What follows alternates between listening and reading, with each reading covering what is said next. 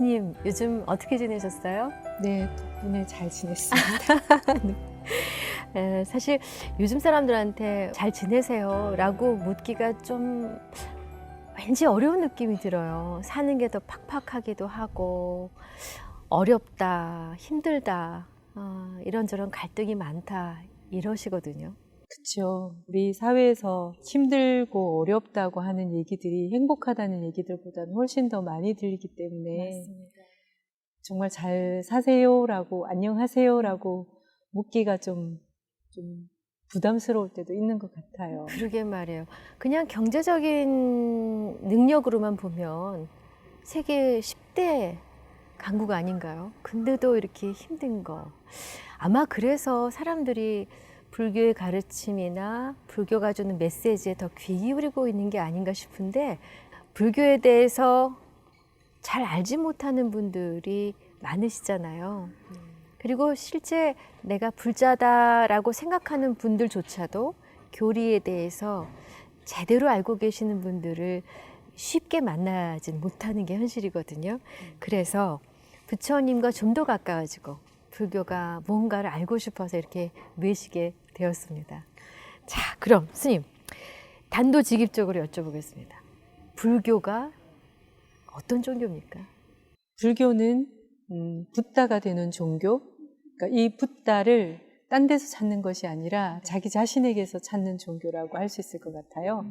자기 자신이 주인공이라는 것, 자기 삶의 주인이 자기 자신이라는 것을 알아가는 종교인 것 같습니다. 자기 삶의 주인이 자기 자신이라는 것을 알게 하는 종교다. 네.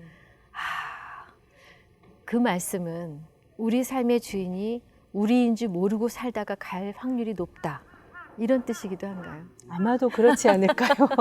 우리의 현재 삶을 네. 보면 자기가 원해서 사는 삶보다 어렸을 때는 부모님들의 디자인한 삶을 따라서 가고, 또 좀 성숙하고 성장한 다음에는 다른 사람들이 어떻게 사는지를 보면서 맞습니다. 거기에 또 따라가고, 네. 나이 들어서 이제 인생을 좀 중반쯤 와서는 내가 누구를 위해서 살았지? 무엇을 위해서 살았지? 어디로 가야 하지? 그런 질문에 다시 또 봉착하는, 그래서 내 삶에 내가 주인이 되었나? 그런 생각이 드네요. 그렇군요. 근데 사실 종교를 떠나서 지금 말씀하신 그 세 가지만 해도 제 마음속에 콕콕 박히거든요. 아마 이 동영상을 보시는 많은 분들이 공감을 하실 것 같은데, 그럼 우리가 우리 삶의 주인인 걸 어떻게 찾아가고 알아갈 수 있을까? 무엇을 통해서, 어떤 방법을 통해서? 그것도 이제 각 사람에 따라서 조금 다를 것 같아요. 그러니까 불교가 사람들이 이제 어렵다고 하는 이유가 굉장히 많은 다양한 가르침이 공존하기 때문에 그렇다고 보는데요. 그것은 사람들의 성품이나 성향이 다양하기 때문에 부처님께서 만나는 이들마다 그 사람에게 맞는 대기설법이라고 하는 그걸 통해서 하셨기 때문에 모두가 똑같이 하는 게 아니라. 네. 그래서 그 유명한 그 깔라마 경이라고 있어요. 깔라마 사람들이 부처님을 초청을 해서 부처님께 질문을 드려요. 부처님, 이 세상에 너무 많은 가르침들이 있습니다. 여기저기서 다 스승이라고 하고 내 말이 옳다고 하는데 우리는 어떤 가르침을 들어야 할까요? 이렇게 질문을 드려요. 네. 그때 부처님께서 그런 말씀하셔요. 전에 온다고 해서, 또는 뭐 믿을 만한 사람이 말한다고 해서, 또는 배웠다고 해서, 또는 소문이 그렇다고 해서, 요즘 말로 하면 드라마나 뭐 방송에서 그렇다고 해서 그렇게 믿는 것이 아니라, 그것을 따르는 것이 아니라, 어떤 걸 들었을 때 그걸 잘 숙고해보고 잘 사유해보고 그 다음에 한번 실행해보는데, 실행해보고 난 다음에 너한테 유익함이 있거나 너와 다른 사람에게 이롭다면 그걸 계속 실천해서 궁극적으로 행복에 이르고, 아니면 버려라. 심지어 붓다의 말이라 하더라도. 그런 말씀 하셨어요.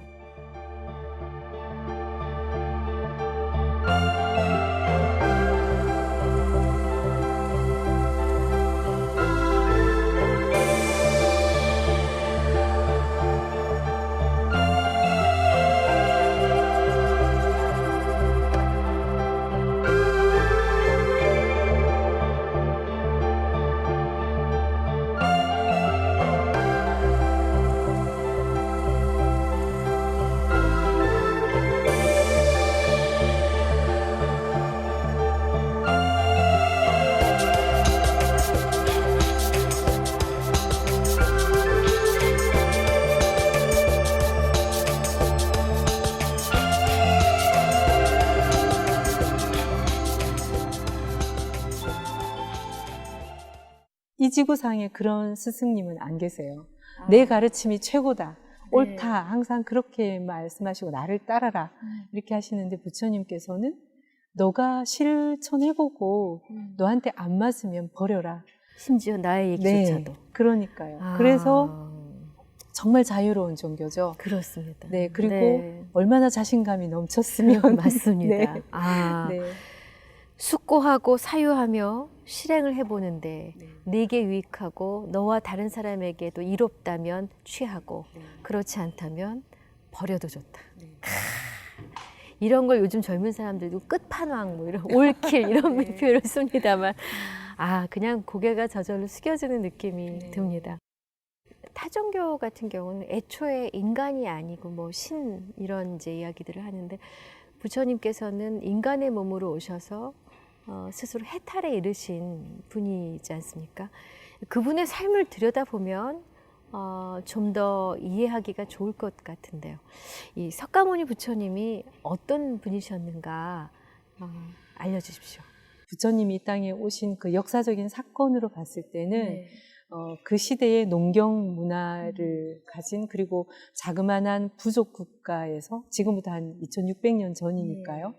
그 조그마한 곳에서 이제 왕족으로 탄생하셨죠. 크샤트리아인으로 탄생하셨는데 부처님은 태어나신 지 7일 만에 어머니를 잃으신 경험이 있는 거죠. 인간적으로 봤을 때. 그러면서 이제 그 수도다나 대왕 아버지, 부처님의 아버지께서는 부처님 탄생하실 때 선인의 예언을 듣잖아요. 이분이 장차 부처님이 되시거나 아니면 전륜성왕이 되시거나 두 가지 길을 갈 수가 있다. 그런 가능성을 듣고는 부처님한테 그 수행자의 길을 가지 않게 하기 위해서 아주 그 고통을 경험하지 않게 하기 위해서 수많은 방법을 써서 고통이라는 고자도 경험하지 못하게 해요. 그래서 궁궐도 계절별로 궁궐을 지어서 지내게 하고, 시중 들고 이런 세상의 질병, 고통 이런 것에 대한 경험하지 않게 하는데, 그러다가 이제 농경지에 참여하면서 혼자 외따로 나무 아래 가셔서 이렇게 앉아 계시다가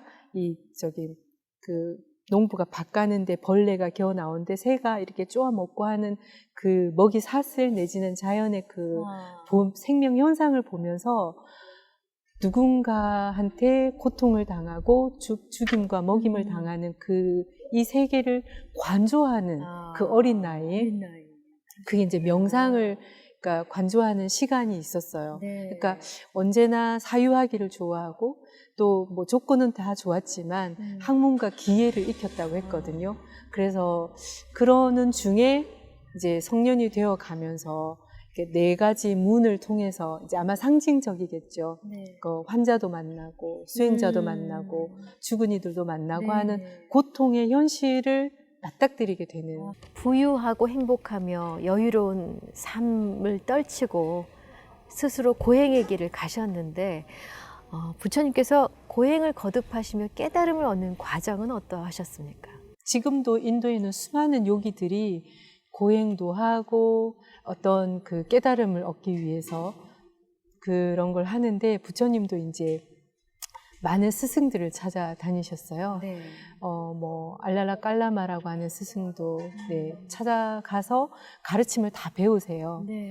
어떻게 하면 그때 가르침을 배우고 나서 그 스승들이 부처님을 상수 제자로 삼고 나와 함께 교단을 같이 이끌자 이런 초대도 받으셨는데 부처님은 그거는 나의 길이 아니다. 그리고 또 다른 만족을 하지 않으시고 또 다른 추구를 하셨어요. 더 이상은 없는가?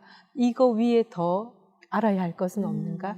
계속 찾으시다가 비상비비상처라고 하는 최고의 그 선정의 상태에서도 깨어나면 다시 이 인간의 한계를 느끼면서 그리고 인간이 갖고 있는 이 인간이 육계 세상, 인간의 세상으로 올 수밖에 없었던 이 근원적인 의문이나 질문은 해답을 주지 않는다는 걸 아시고 그러면서 이제 내란자라 강가에서 악공이 제자에게 하는 가르침을 우연히 듣게 되세요. 이제 경전에는 그렇게 전하고 있습니다. 네. 그러면서 그 제자에게 이 현 악기를 줄을 너무 조여도 너무 팽팽해도 너무 느슨해도 네. 좋은 소리를 낼 수가 없다. 그래서 잘 적당하게 해야 된다 하는 이것이 그래 내가 이렇게 부처님의 고행을 보면 막 등가죽과 백가죽이 만나고 정도로. 쌀알 한 알갱이로 연명을 하시거나 그래서 그 해골상이 있어요. 네. 부처님 수행상. 네. 고행상을 보면 정말 인간의 그 뼈가 다 드러난 모습이거든요. 네, 네. 그럴 정도로 고행을 하셨는데 거기서도 답을 얻지 못했다. 그 부처님은 이것이 정말 그 답을 알 수 있는 길은 아니다. 그러고 나서 씻으신 다음에 수자타라고 하는 그 소녀의 우유죽을 드시고 네. 기력을 차리시고 난 다음에 이제 보리수 그늘 아래 자리 잡으시죠. 네. 내가 이 자리에서 깨달음을 얻지 않고는 일어나지 않겠다. 네. 이 결단을 내리시고 야. 앉으시죠. 네. 그리고 나서 인간이 왜 고통을 경험하는가? 이 고통의 원인은 뭔가? 네. 이 고통의 원인은 나라고 하는 것이 있다는 그 개념적인 그리고 그것에 대한 집착. 그래서 고성제, 집성제. 그러면 이 고통에서 벗어나기 위한 길은 뭘까? 네. 그 도성제가 있구나. 그리고 나서는 이 모든 탐진치가 소멸된 그리고 그 고통을 벗어나는 길을 끝에 열반이라고 하는 최고의 완성된 행복, 도성제라고 하는 사성제를 12연기라고 하는 그 순관, 역관이라고 하는데 12연기를 차례로 또는 거꾸로 왜 우리가 이 땅에 태어났는지 그리고 왜 죽게 되는지 그리고 그런 고통의 원인과 고통을 없애는 과정을 쭉 반복하시면서 새벽별이 딱 뜰 때 이제 완성되신 거예요. 그러셨구나. 네. 그게 바로 고직멸도이군요. 네, 아하. 스님이 이렇게 얘기를 해주시니까 옛날 이야기를 들려주시는 것처럼 쏙 빨려 들어가면서 들었습니다만, 부처님의 삶, 그리고 그 고행과 깨달음이 있으셨기에 지금 우리가 수천 년간 전해 내려온 그 귀한 가르침을 간접적으로 들을 수 있고 또 이렇게 도량의 사찰 경내에 들어와서 그 품을 느낄 수가 있고 그런 느낌이 듭니다. 그러고 보니까 부처님의 가르침이 깃들어 있는 이 사찰 안에 있을 수 있다는 게 참 행복하다는 느낌이 듭니다. 그렇죠. 네.